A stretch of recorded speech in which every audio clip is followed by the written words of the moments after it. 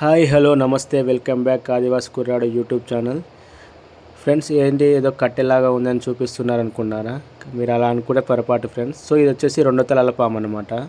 ఇది వచ్చేసి మా సీసీ రోడ్డు పైన అయితే పడుకొని ఉందన్నమాట, మా ఇంటి ముందు. సో అక్కడ మా కుక్క అరుపులు శబ్దానికి మేమైతే బయటికి వెళ్ళి చూస్తే ఇది వచ్చి సీసీ రోడ్డు పైన హాయిగా చేద తిరుగుతుంది.